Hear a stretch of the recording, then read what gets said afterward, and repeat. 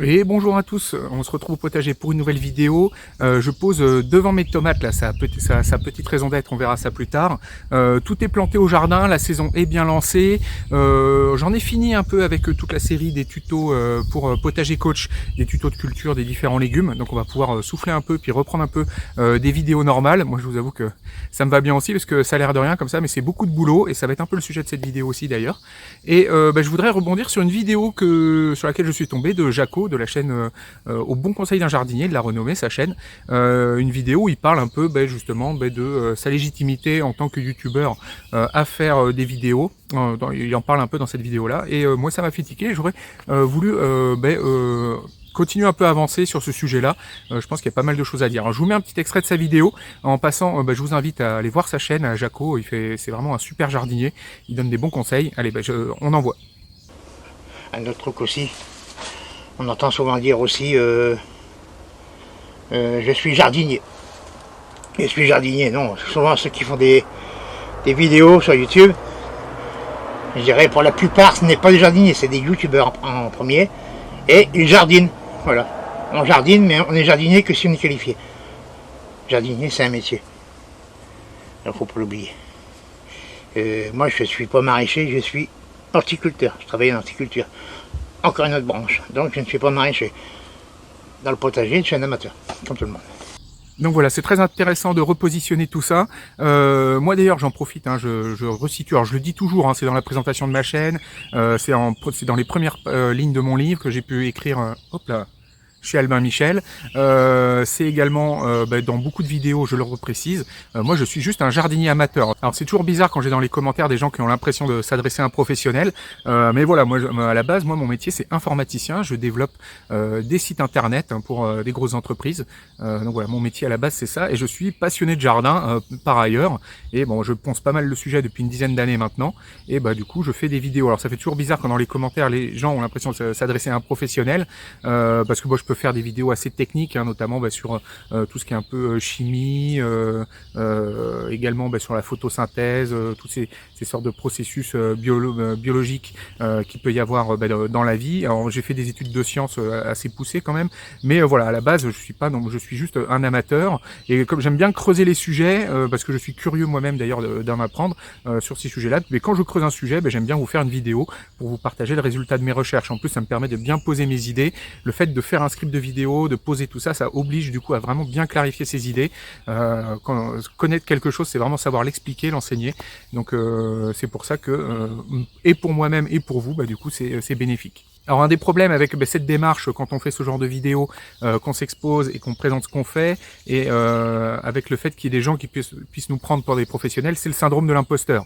On a toujours l'impression en tant que youtubeur de pas être légitime à faire ce qu'on fait. C'est ce qui transparaît d'ailleurs dans la vidéo de Jaco. Il précise bien que lui il est pas professionnel, il montre juste sa pratique, ce qu'il fait au jardin, voilà, et puis qu'il faut prendre ça pour ce que c'est-à-dire les conseils d'un amateur, de son expérience à lui et de sa pratique. Alors dans la manière dont on s'y prend, c'est jamais parfait, il y a toujours des petites erreurs, il y a d'autres personnes qui auraient fait autrement, on a des échecs également, il y a des choses qui marchent pas. Moi j'essaie de vous les montrer quand il y a des choses qui marchent pas. D'ailleurs j'ai tendance souvent à appuyer sur ce qui marche pas et pas montrer ce qui montre. Alors du coup ça peut laisser paraître des fois justement le fait que il y a tout qui lose, alors qu'en fait pas du tout. Mais je trouve que on apprend beaucoup plus de ses ratés que de ses réussites. Il y a beaucoup plus d'enseignements à en tirer. Typiquement dans mon dernier tour de jardin, j'insiste sur tout ce qui marche pas et je parle pas tellement de ce qui a bien marché, alors que pourtant il y a quand même le potager est magnifique, et là cette partie on commence à récolter vraiment de fou, des salades, des petits pois, des fèves, enfin ça arrête pas, ça récolte bien.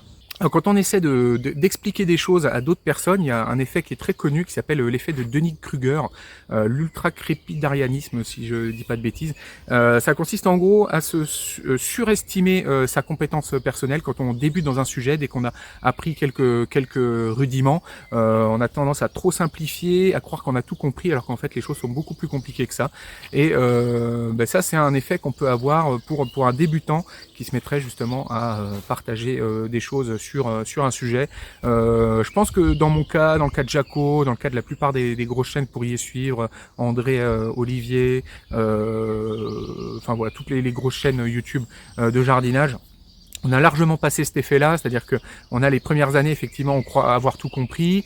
Après, on se prend des gamelles derrière, on a la vallée de l'humilité, et on est remonté de cette vallée de l'humilité pour après passer un peu de l'autre côté. Alors, on n'est pas encore tout en haut de la courbe qui monte, hein, loin de là, puisque après, c'est interminable, hein, le nombre de choses qu'il y a à connaître. Typiquement dans la botanique, c'est un domaine tellement vaste, tout ce qu'il y a à savoir sur le fait de jardiner, enfin c'est infini, c'est un puissant fond.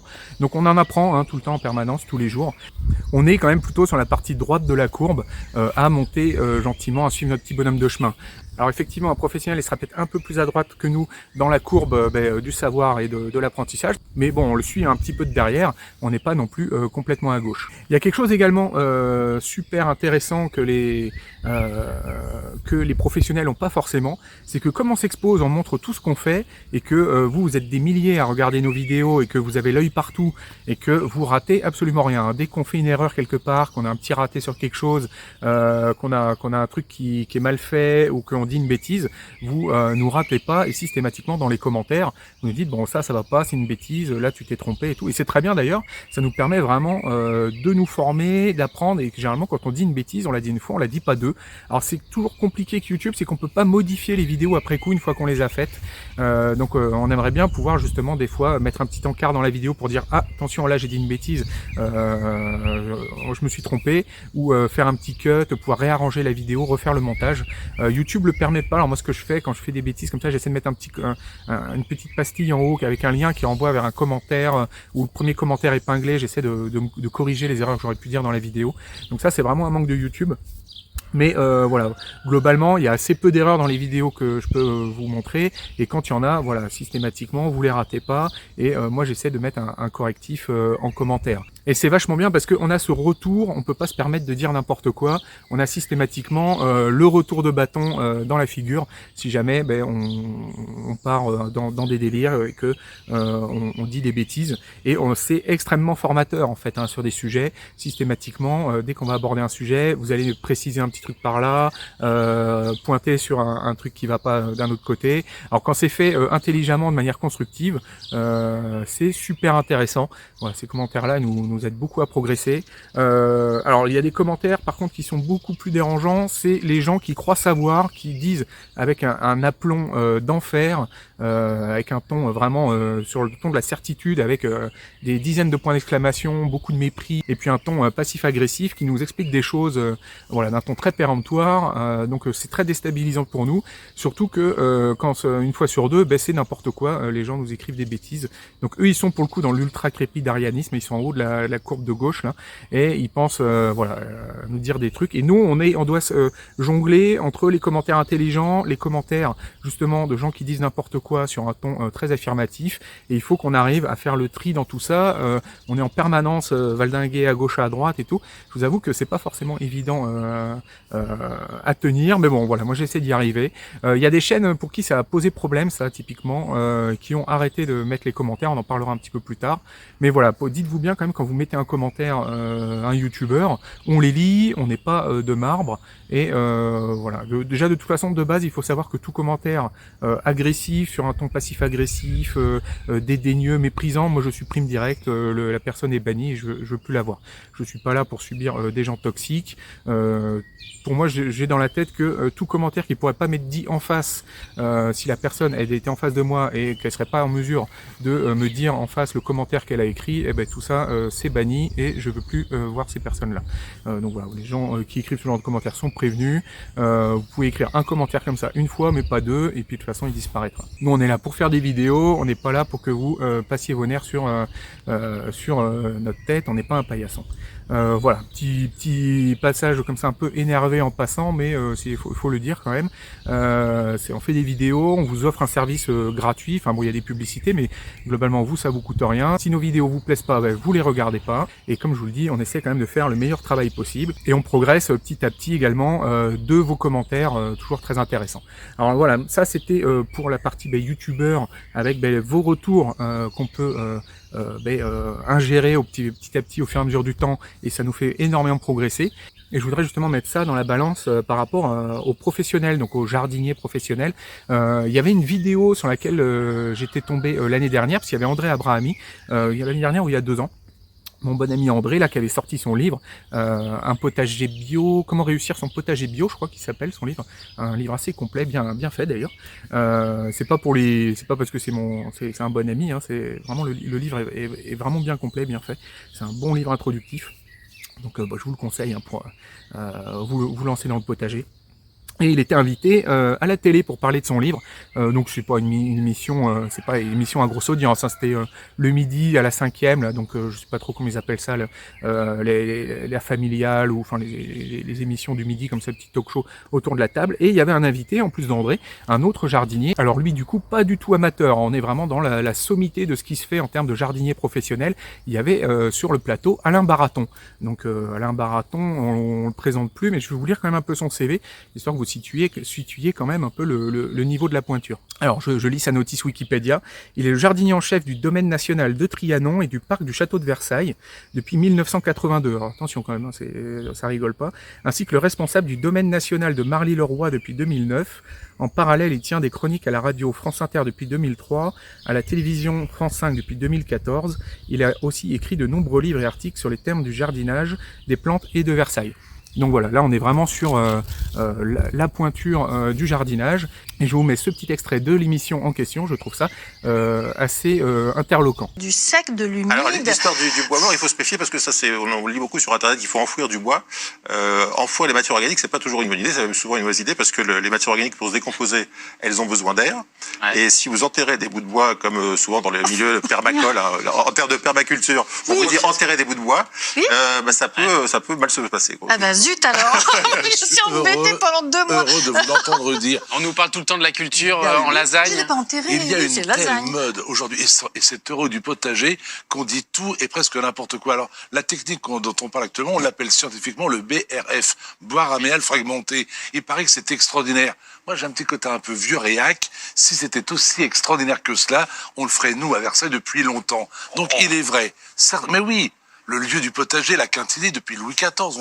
Il y a avoir des innovations ailleurs. Donc, il y a de l'innovation, mais de temps en temps, la bonne vieille technique ancienne. On parlait tout à l'heure de la cendre et des limaces. Tu entoures ton potager d'un petit peu de cendre de la cheminée. 1, tu débarrasses ta cheminée. 2, tu empêches la limace de progresser. 3, tu amendes le sol. Elle est pas belle, la vie ? Donc voilà, pour ceux qui connaissent un peu le jardinage, hein, je suis désolé de le dire, mais Monsieur Baraton dit dans cet extrait absolument n'importe quoi.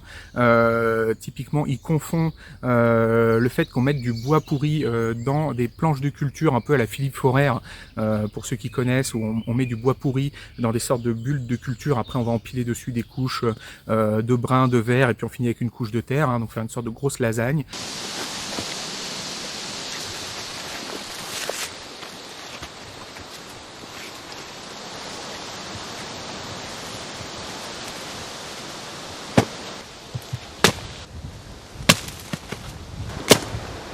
Il ne faut pas qu'il y ait trop d'air dedans, entre les résidus de bois. On va le tasser à la masse. Et s'il y a encore d'air, je vais prendre des tiges que je vais briser. Et sinon, les résidus de tonte, de l'herbe, de écorches, de bois broyés. Bon, ça reste toujours épongeux. Mais il y a suffisamment d'animaux dans la terre qui vont remonter la terre et le mélanger avec le résidu de bois. Avec le fait de faire du BRF, hein, du bois raméal fragmenté, qu'on va mettre en broyat, en paillis, donc ça n'a rien à voir. Alors il conseille, pour se protéger des limaces, de mettre des barrières de cendre autour de ses légumes. Alors moi je vous déconseille fortement de faire ça, hein, puisque la barrière de cendre, certes elle va fonctionner, mais elle va fonctionner qu'une fois. Dès que votre cendre va prendre l'humidité, qu'il va pleuvoir, ou même que juste la rosée va rentrer dans votre cendre va plus être efficace. Et il faudrait remettre de la cendre quasiment tous les jours en fait, sachant que la cendre en plus c'est un produit basique extrêmement puissant, hein, ça sert à faire de la lessive.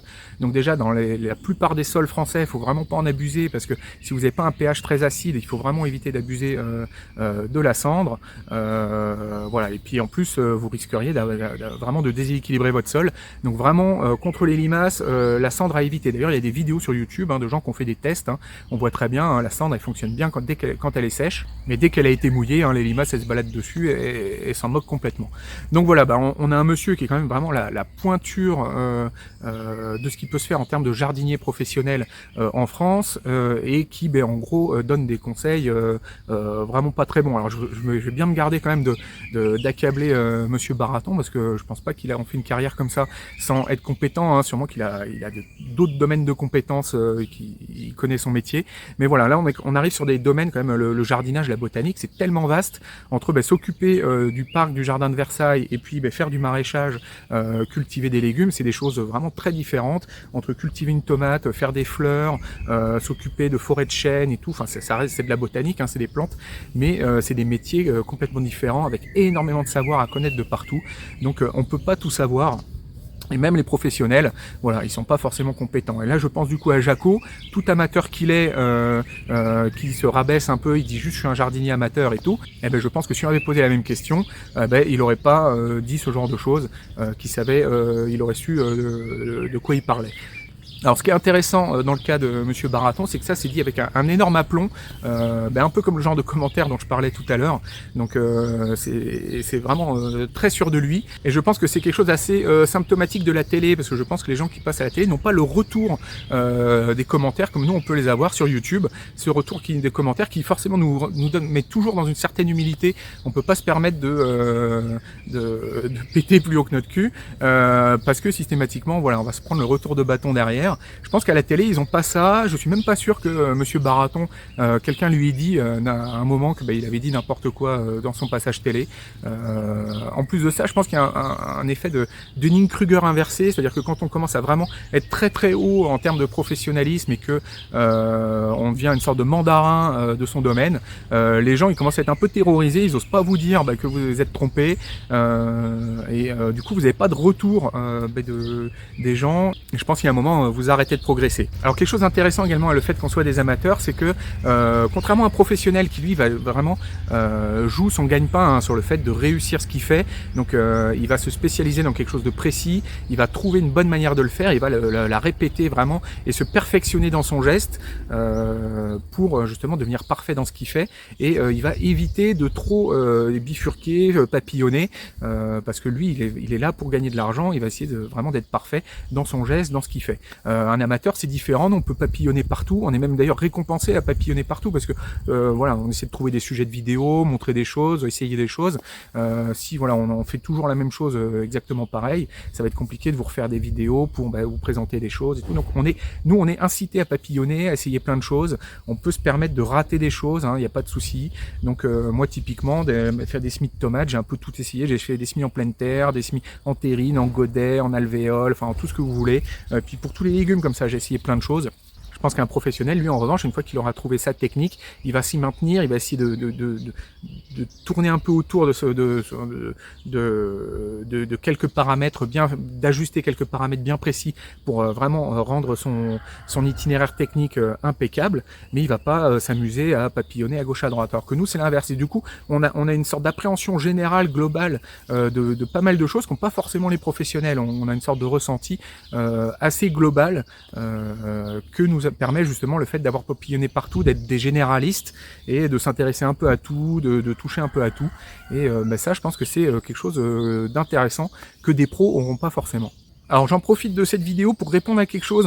J'ai lancé un logiciel qui s'appelle Potager Coach, et je tiens à préciser que le coach c'est le logiciel, c'est pas moi. Alors certes c'est moi qui développe le logiciel, mais celui qui vous coach dans votre année et votre saison au potager, c'est le logiciel. Il vous permet d'agencer vos cultures, de piocher les cultures, de vous organiser, tout ça. Mais le coach c'est vraiment le logiciel. D'ailleurs j'ai pas appelé ça mon coach potager ou quelque chose comme ça. J'ai appelé ça Potager Coach avec le nom un peu inversé pour que ça sonne vraiment comme un logiciel. Hein. Donc c'est le coach, c'est pas Bibi, hein, c'est le logiciel que je programme. Alors moi je suis un amateur, comme je vous dis, je suis informaticien dans la vraie vie, mais j'ai quand même 10 ans de jardinage derrière moi à poncer le sujet vraiment à fond, à essayer plein de choses, papillonner partout.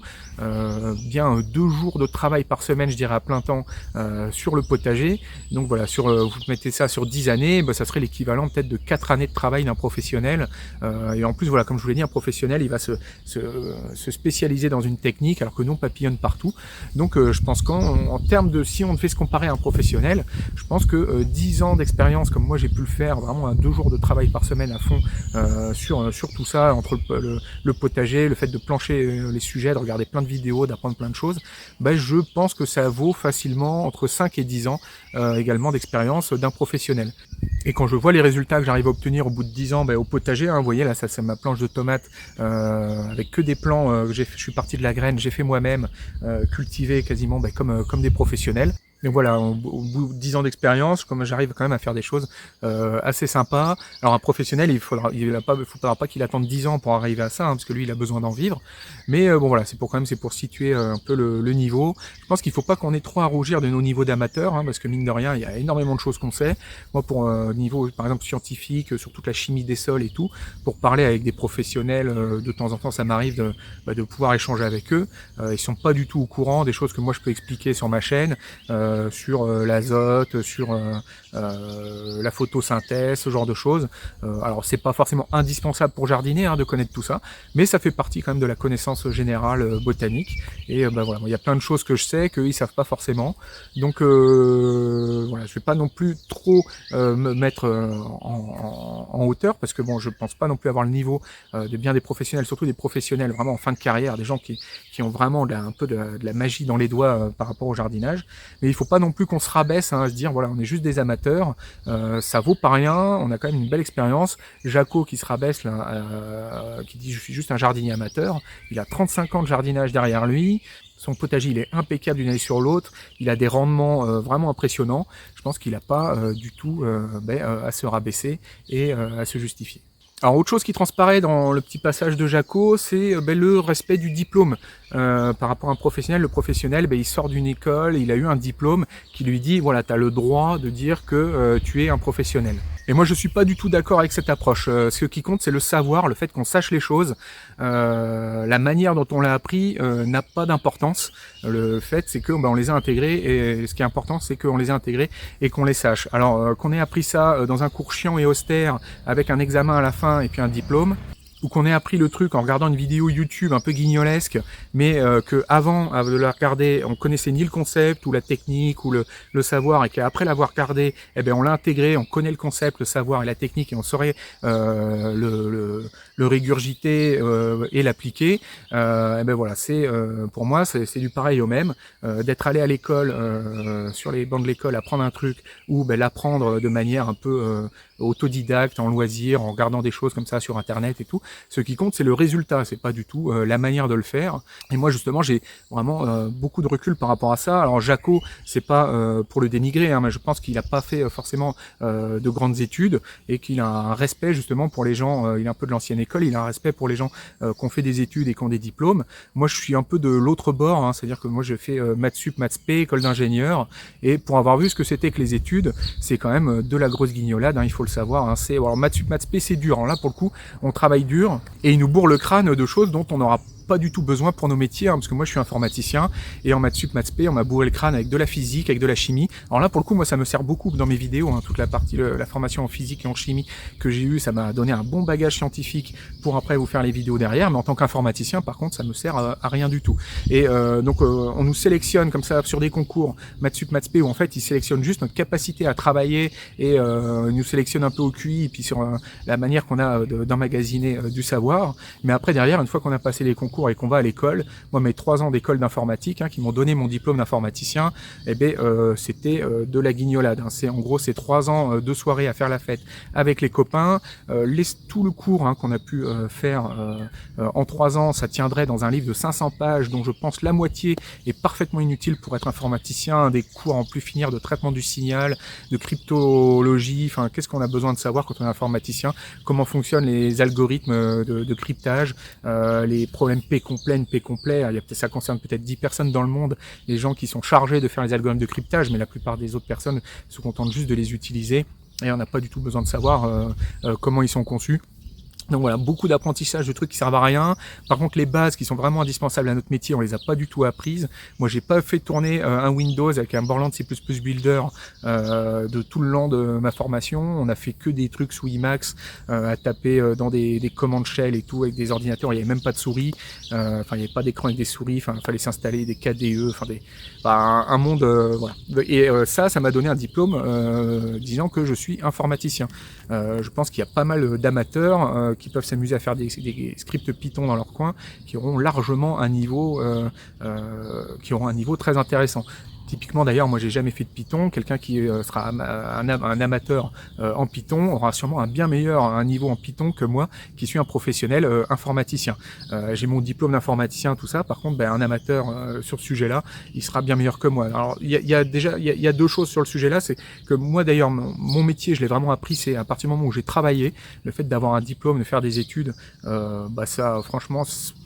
Ça me donne juste en fait en gros le fait que j'ai été sélectionné sur concours en prépa pour rentrer dans ces écoles-là, mais c'est tout ce que ça dit en fait. Le diplôme en soi, comme je vous l'ai dit, il apprend pas grand-chose. C'est en gros c'est un livre de 250 pages en gros à bien intégrer et avec pas beaucoup de formules compliquées d'ailleurs. Donc c'est à la portée de le savoir en sortie d'école en gros qui est vraiment utile, c'est de ce niveau-là. En 3 ans d'études, donc c'est pour vous donner un niveau. Et l'autre chose importante, voilà, comme je vous le disais, c'est que c'est tellement vaste. Moi par exemple, je connais pas Python. Je suis pas très fort en administration de bases de données. Le réseau également, c'est pas mon truc. Moi, mon truc, c'est de développer des logiciels, de faire des sites internet. Voilà. Donc après, on se spécialise dans une branche. Il y a énormément de branches dans l'informatique. Et comme je vous l'ai dit, par exemple, dans la botanique, c'est pareil. Il va y avoir énormément de branches et on peut pas être bon dans tout. Et il faut savoir reconnaître que quand on a beau être un professionnel, il y a des domaines où on n'est pas compétent. Il y aura sûrement des amateurs de ce domaine en question qui seront bien meilleurs que vous. Et c'est vraiment très français. On a très tendance à sacraliser le diplôme, à beaucoup mettre ça en avant. Moi, comme je vous le dis, je suis j'ai beaucoup de recul par rapport à ça, de par mon expérience et de ce que j'ai pu vivre. Et autre chose également, c'est que là, en étant informaticien, ça fait combien maintenant? Ça fait 20 ans que je suis informaticien à faire du logiciel. Il y a quand même, en gros, les 3/4 du temps, on ne fait même plus que ça, 90% du temps, on ne fait que répéter des choses qu'on sait déjà faire. On n'apprend pas, donc et on se perfectionne dans sa pratique, mais globalement, on n'apprend pas forcément des nouvelles choses. Et pourtant, l'informatique, c'est vraiment un métier très varié, où il y a toujours des nouveaux problèmes à résoudre, des technologies qui évoluent sans cesse. Mais malgré ça, voilà, 90% du temps, on ne fait que répéter des choses qu'on sait déjà faire. Donc, et on s'améliore pas forcément. Il arrive un moment où on plafonne, on est arrivé au max de ce qu'on peut faire sur un sujet. Et le fait de le répéter, ça va pas nous faire progresser particulièrement. Donc voilà, faut éviter de trop sacraliser le côté professionnel et de trop rabaisser, à mon avis, le côté amateur.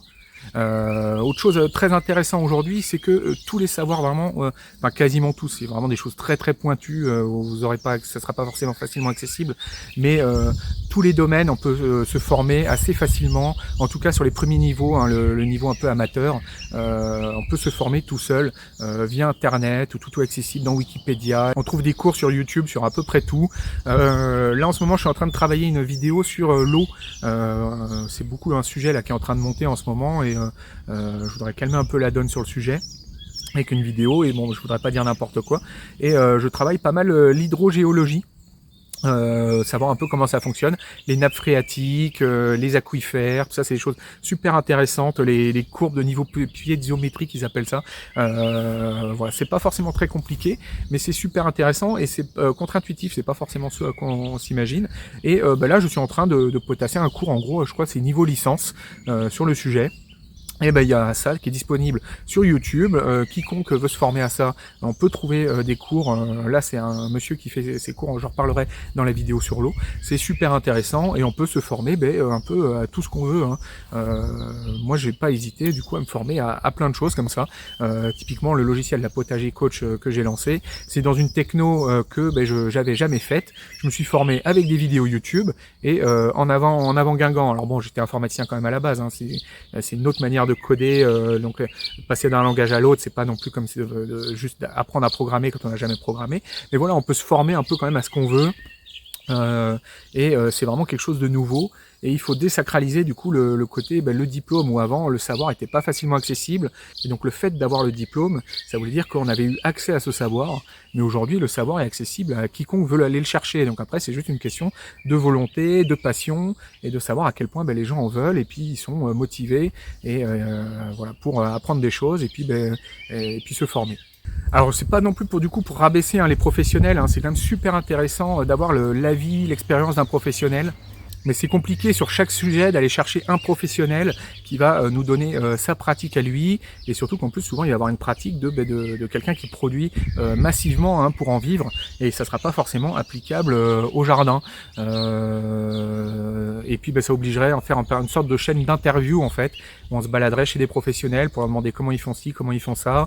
Ce serait des vidéos chères, il faudrait se déplacer, il y en aurait pas beaucoup et au final je pense que ça sera pas forcément hyper applicable pour vous dans votre jardin. Alors c'est quand même intéressant de voir comment ils font, comment ça se passe, mais je pense que d'avoir un amateur qui papillonne un peu partout, qui teste plein de choses, c'est tout aussi intéressant que d'aller demander à l'ultra spécialiste de son domaine, et qui là par contre va vous donner le geste parfait sur des gestes précis. Mais voilà, quand vous avez quelqu'un avec 5 serre-chapelles sur 5000 m², qui vous explique comment faire des tonnes et des tonnes de tomates à l'hectare, lui il sera peut-être excellent dans ce qu'il fait, il va produire énormément de tomates à l'hectare, mais vous n'avez pas les serre-chapelles, vous n'avez pas tout l'équipement, vous pouvez pas y passer 8 heures par jour sur vos tomates, être là en permanence, enfin voilà, vous n'êtes pas dans ces conditions et du coup vous pouvez pas non plus être à un niveau de perfectionnisme que lui il arrive à obtenir parce que il n'a pas les mêmes moyens et il n'a pas le même niveau d'implication que vous. Et du coup, comme on n'est pas ce genre de professionnel hyper spécialisé dans sa tâche précise, on n'est pas les meilleurs de notre domaine. D'ailleurs, on l'a jamais prétendu. On n'a jamais prétendu être des pointures, être des pros. Ce qu'il faut bien comprendre aussi, c'est que faire des contenus pour expliquer des choses de manière pédagogique, bien montrée, c'est pas du tout la même chose que d'être le meilleur de son domaine à le faire. C'est deux choses différentes parce que c'est une chose de savoir faire quelque chose vraiment parfaitement et c'est une autre chose de savoir également la faire et la montrer. Typiquement, moi, je pense que au niveau des professeurs, on aurait peut-être besoin de professeurs qui maîtrisent un peu moins les maths de haut niveau, qui soient un peu plus pédagogues. Et là, c'est encore quelque chose de très français, d'avoir vraiment mis des barrières très hautes à l'embauche des professeurs sur leur niveau, sans absolument rien tester de leur niveau de pédagogie.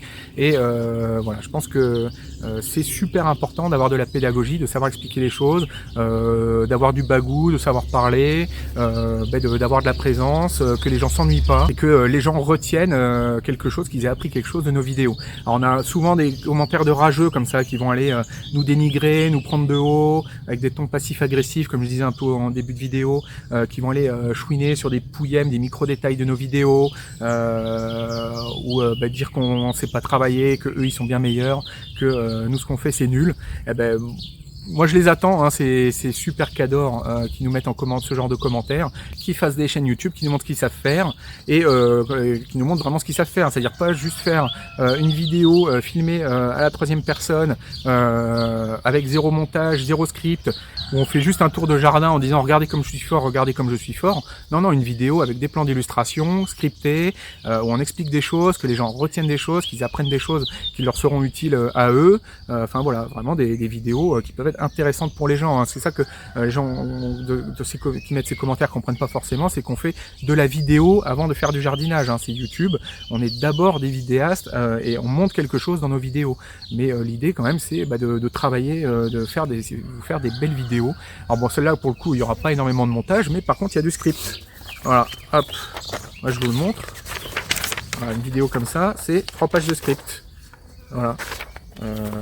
Donc on fait pas des vidéos comme ça faites avec le cul comme certains en font et après ils vont se plaindre qu'ils font pas de vues. Bah non, c'est du travail et c'est pas forcément évident. En plus moi dans mon cas il y a le côté programmation du logiciel Potager Coach en plus que je vous propose. Donc voilà, il faut que je sois j'écrive des scripts, que je jardine et que j'essaie de jardiner bien d'ailleurs. Hein, vous voyez, c'est plutôt joli tout ça. Il y a tout le travail de montage derrière, hein. Typiquement une vidéo ça va être 2 heures de script, 2 heures de tournage de la vidéo. Selon que la vidéo est plus ou moins compliquée, il va y avoir 4 heures de montage, 4 à 8 heures de montage. Il y a tous les plans d'illustration à prendre également, typiquement sur les tutos que je vous fais sur Potager Coach. Il y a plein de plans d'illustration où je vous montre les différents stades d'avancement des cultures. Sur le fait de faire un semis, vous avez un plan en hauteur, un autre plan en plus proche. Enfin voilà, tout ça c'est beaucoup de boulot, c'est beaucoup de mise en place à chaque fois des équipements, faut installer, faut ranger. Enfin voilà, on se rend pas forcément compte hein, quand on regarde les vidéos, on croit que c'est facile, que ça vient tout seul. Non, c'est beaucoup de boulot. Potager Coach, c'est pareil, le logiciel. J'y ai passé des heures au carré. Là, j'ai dépassé les 1000 heures de temps de travail dessus et en plus, je sous-estime complètement les heures que j'y passe. Je pense que je serais plutôt à 1200, 1300. Tout ça, c'est pas magique, ça demande énormément de travail. Alors quand on a des commentaires du coup comme ça en retour de gens qui nous disent ouais, ce que tu fais c'est pas parfait, c'est pas impeccable, eh ben allez-y, faites des vidéos, on vous attend. Et là, moi, pour le coup, je sabre sans pitié ce genre de commentaires parce qu'au début, on les écoute et c'est hyper intoxicant. On finit par plus oser rien faire. On finit par avoir peur d'allumer la caméra en se disant qu'on va se récupérer ces commentaires toxiques systématiquement. Donc moi, maintenant, je banne. Je cherche plus à savoir. Il y en a d'autres qui ont carrément coupé les commentaires sur leur chaîne, notamment à cause de ce genre de personnes-là. Je pense à Popote et Potager. À la chaîne Les Jérômes, ils ont carrément coupé les commentaires. Moi, je préférais quand même laisser les commentaires. Par contre, je vous préviens, j'ai le ban facile. Hein. Parce que si je vous ai écouté, moi, je ferai plus rien au jardin. Quand j'ai planté mon kaki, que j'ai la motte qui m'a explosé dans les mains, c'était assez marrant. J'ai eu des commentaires de gens pour m'expliquer que le kaki, il allait mourir dans l'année, que c'était n'importe quoi. Je vous montre mon kaki, il est juste magnifique. Il est vert, il a super bien poussé. Enfin, il est superbe. Sur le mandarinier que j'ai planté récemment, pareil. Tout le monde qui me dit ouais, enfin, tout le monde, non, enfin quelques-uns qui me disent c'est n'importe quoi. Le mandarinier il va très bien. Mes tomates, dont on me disait ouais ils ont filé tes tomates, elles ressemblent à rien, elles sont dégueulasses et tout. Ben voilà, je vous laisse justement, c'est justement pour ça que je pose devant mes tomates. J'ai des fruits partout, elles sont bien vertes, tout pousse magnifiquement, donc mes tomates elles vont très très bien. Mes choux qui avaient filé, qui ressemblaient à rien, eh ben, mes choux ils vont très très bien. Les concombres également qui avaient filé, eh ben les concombres ils vont également très très bien. Alors voilà, typiquement si mes semis avaient filé, en plus il y a des raisons, hein, c'est que moi je fais pas juste jardiner, il faut que je fasse les vidéos pour vous les montrer après au jardin. Donc il y a des plants qui ont dû attendre trop longtemps en serre, le temps qu'arrive leur tour de passer à la caméra, de passer en vidéo, et c'est pour ça qu'il y en a qui sont restés un peu trop longtemps en serre et qui avaient un peu filé. Voilà, donc on n'est pas juste à jardiner, et puis c'est pas magique, hein, ça demande énormément de travail. Là j'ai fait 22 tutoriels pour Potager Coach là, au début de l'année. Je sais pas si vous vous rendez compte, hein, c'est disons 6-8 heures de boulot par tutoriel. Tous ces tutoriels, c'est 1 mois de travail à temps complet. Hein. Voilà. Donc et puis il fallait que les vidéos s'enchaînent et tout. Donc j'ai essayé de faire au mieux. C'est une organisation d'enfer hein, pour gérer tous les légumes en parallèle et tout. Donc voilà, vous vous rendez pas compte. Hein, vous avez le commentaire méchant extrêmement facile, certains. Vous vous rendez pas compte du travail que c'est derrière et de l'investissement qu'on y met. Voilà, et par contre je remercie tous ceux qui eux sont positifs. Je remercie également ceux qui font des commentaires même critiques hein, mais constructifs, hein, qui sont pas là dans l'agressivité et qui essaient qui sont également humbles et modestes hein, dans leurs commentaires. Les gens qui nous font progresser. Alors ça pour le coup je tiens à voir ces commentaires là, c'est super intéressant d'avoir ces retours constructifs et positifs. Par contre voilà, tous les retours toxiques, tous les retours ultra crépides d'arianistes, de gens qui croient savoir des trucs qui nous disent n'importe quoi. Si vous savez pas de quoi vous parlez, eh ben s'il vous plaît, ne commentez pas. Ne vous sentez pas obligé de nous mettre des commentaires hyper vindicatifs alors que vous savez pas de quoi vous parlez et que vous vous trompez. Voilà, franchement, vous rendez service à personne, ni à vous, ni à moi. Donc voilà, je vous invite à mesurer un peu ce que vous faites quand vous commentez. L'autre jour, il y avait un commentaire de quelqu'un qui disait « Non, mais de toute façon, ces youtubeurs, ils lisent pas les commentaires, les cœurs, c'est automatique et tout. » Non, non, on lit tous vos commentaires. On peut pas répondre à tout, parce qu'il y en a beaucoup. Quand il y a un petit cœur, c'est que j'ai lu le commentaire et que je l'aime bien. Souvent, quand il n'y a pas de questions dans un commentaire ou qu'il n'y a pas grand-chose à répondre, je mets juste un petit cœur. Chose à savoir, c'est que souvent il y a des gens qui me posent des questions extrêmement pointues. Moi je peux pas répondre à tout, hein. Je vous l'ai dit, je suis un jardinier amateur. Faut pas s'imaginer vous parler à un professionnel de la technique en particulier. Je pense que même vous poseriez les questions, certains vous posez des questions, vous les demanderiez aux professionnels qui est vraiment qui ne fait que ça de ses journées, il saurait pas répondre à vos questions. Enfin, des fois, vous vous rendez pas compte des questions que vous posez. Moi, du coup, je laisse, hein, je réponds pas. Je suis désolé, mais voilà, dites-vous bien quand même, je suis à la base, je suis quand même un amateur bien confirmé. Mais voilà, soyez mesurés dans les questions que vous pouvez poser. Et alors de plus, il y a un point sur lequel j'aimerais également préciser quant à la qualité des informations qu'on pourrait donner, c'est que dans le domaine de la botanique, c'est quand même particulièrement compliqué. Alors moi, je suis plutôt dans les sciences exactes dans mon métier qui est informaticien. Un programme informatique, il marche ou il marche pas. Il n'y a pas de monde où il marche à moitié. Enfin, on n'est pas en informatique quantique, on n'y est pas encore. Il peut pas à la fois être mort et vivant. Dans la botanique, c'est compliqué. Ça marche beaucoup un peu au feeling, à l'intuition, et on lit des choses très différentes sur le jardinage. Moi je trouve ça assez problématique, hein. C'est compliqué de trouver des informations fiables dont on puisse être sûr, se former puis après les transmettre. Typiquement là dernièrement il y a Olivier qui a fait sa vidéo là où il explique que il s'est rendu compte que sur l'histoire d'enterrer les tomates plus profondément que ce qu'on les enterre, et bien qu'en fait c'est un peu une bêtise et que une bêtise, hein. Ça peut nuire un petit peu, pas tant que ça, mais globalement c'est pas spécialement utile. Et il a fait une vidéo sur le sujet alors que depuis des années, tout le monde dit qu'il faut enterrer ses tomates. Les professionnels y compris, hein, je pense à une vidéo de Xavier Mathias. Alors, je vous conseille la chaîne de Xavier Mathias. C'est un ancien maraîcher, je crois. Je crois pas qu'il le soit encore, mais il a été maraîcher. Il fait des vidéos, c'est très humain, la personne est très agréable à écouter. Je vous invite à aller voir ses vidéos. Et lui, justement, il a plus une approche de professionnels ou d'anciens professionnels du domaine. Et il va interviewer des professionnels du domaine. Et lui, dans sa vidéo sur la plantation des tomates, il explique aussi qu'il faut enterrer les tomates. Alors, on m'a dit également le coup des petits poils qui se transforment en racines sur les tiges des tomates. Quelqu'un m'a dit en commentaire que non, c'est pas ces petits poils qui se transforment en racines, c'est des choses qui sont sous l'épiderme de la tomate qui se transforment en racines. Et c'est pas du tout ces petits poils.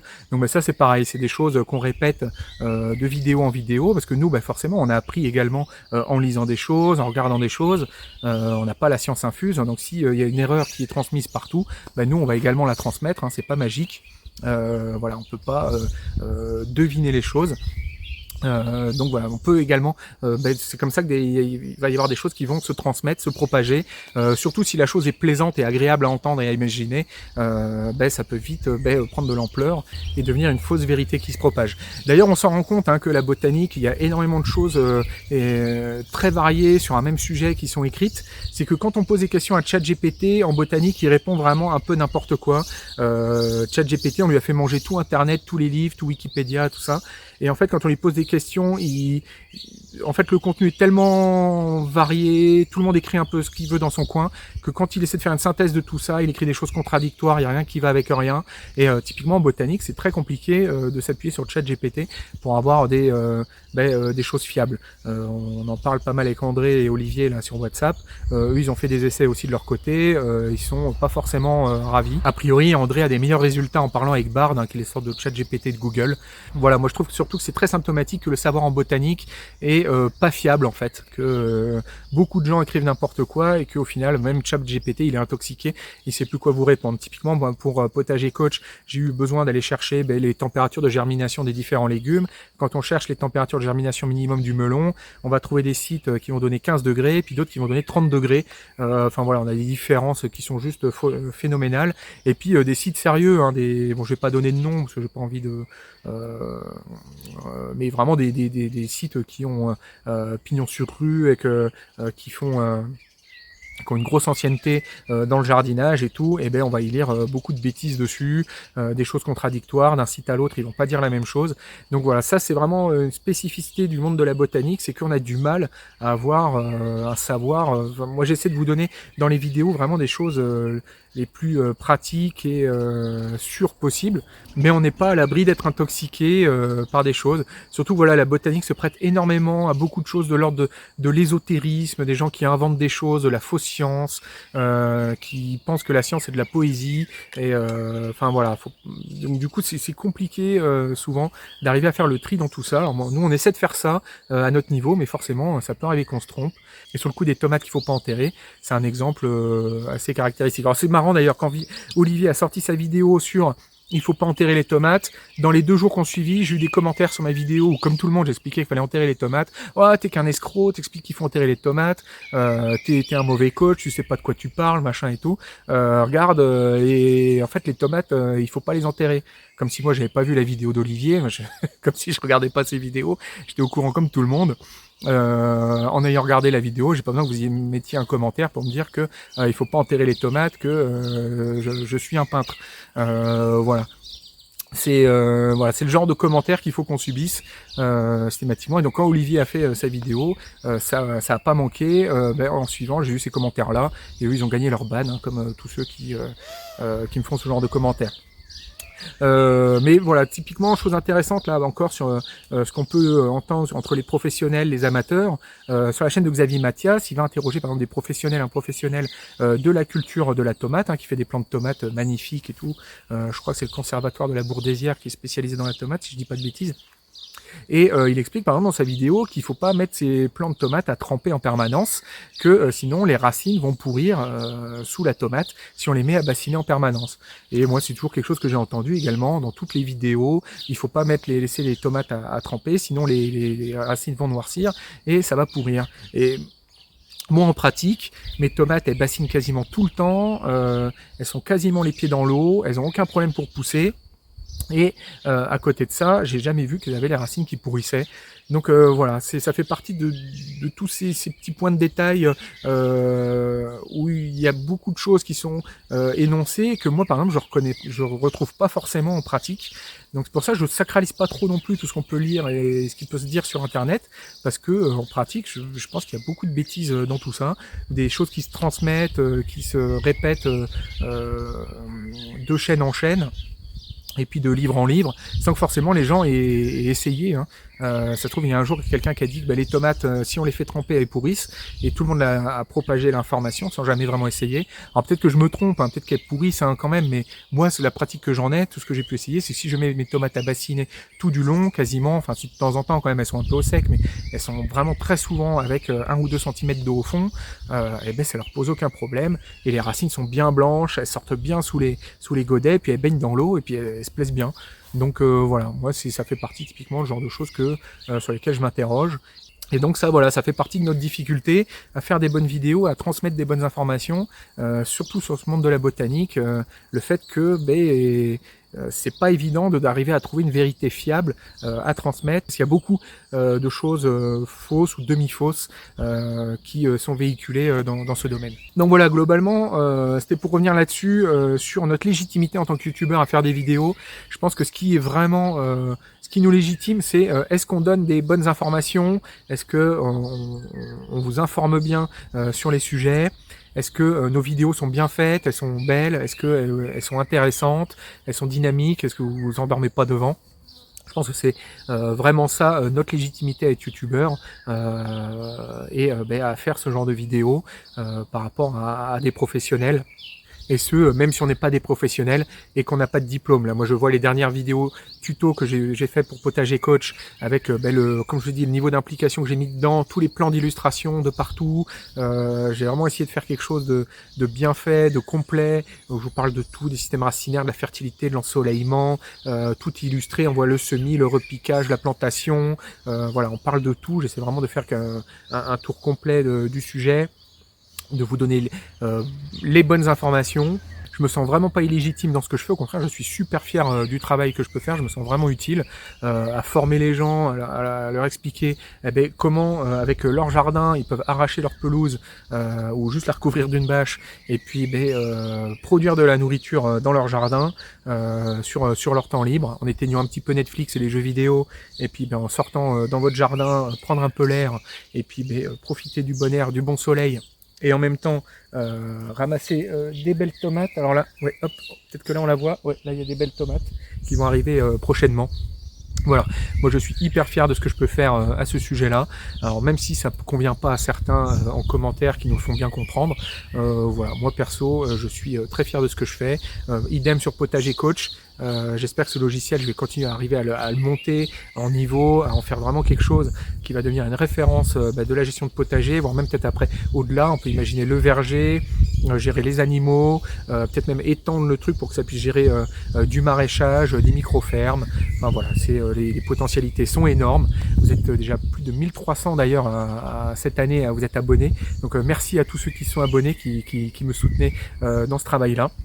Et puis ben voilà, c'était une petite vidéo pour resituer tout ça. On vous en parle jamais de ces choses-là. On en parle beaucoup avec Olivier et André. Olivier notamment, c'est quelque chose qui le travaille beaucoup. Il est très sensible à ce sujet-là. Donc voilà, peut-être qu'il rebondira également sur cette vidéo-là, qu'il aura des choses à raconter. Mais voilà, c'est quelque chose qui nous pèse, qui nous travaille souvent d'ailleurs quand on a des commentaires un peu durs, on se les partage entre nous pour montrer le genre de choses qu'on a, puis le fait de se les partager, on se sent moins seul. Quelqu'un qui ferait des vidéos YouTube tout seul et qui serait face à ce genre de réaction, c'est pas forcément évident. Pour des youtubeurs très jeunes également, manger ce mur là de fiel qu'on peut avoir dans les commentaires, c'est pas forcément, enfin voilà, pour des jeunes c'est compliqué. D'ailleurs surtout si le sujet de la chaîne c'est pas un sujet en particulier, nous là on demande un sujet, c'est le potager, et si le sujet de la chaîne c'est soi-même, comme certains peuvent faire dans YouTube, sur Instagram et tout, où ils se mettent en avant leur propre vie, là avoir les gens qui jugent non pas le potager mais soi-même en commentaire, tous les rageux qui peuvent écrire des choses vraiment dures, alors ça pour le coup je comprends qu'il y ait des youtubeurs qui en arrivent à se suicider. Donc voilà, c'était une petite vidéo pour vous parler de ça, un peu l'envers du décor, de ce que c'est que pour nous de faire des vidéos, de ce qu'on vous apporte. Et puis ce que vous également, vous nous renvoyez de l'autre côté. Merci à tous ceux qui nous mettaient des chouettes commentaires. Parce que là j'ai parlé forcément de la partie toxique, parce que voilà, celle-là elle est dure, elle fait mal dans le petit cœur. Et par contre voilà, il y a un petit baume également que tous les gentils commentaires, les commentaires constructifs, voire même critiques, mais constructifs faits dans la bienveillance, nous apportent tout ça. Donc merci à vous tous ceux qui ont une pratique positive du YouTube. Moi de mon côté, je vais continuer à essayer de faire des bonnes vidéos, à développer Potager Coach, et je vous dis à bientôt pour une prochaine vidéo. À bientôt.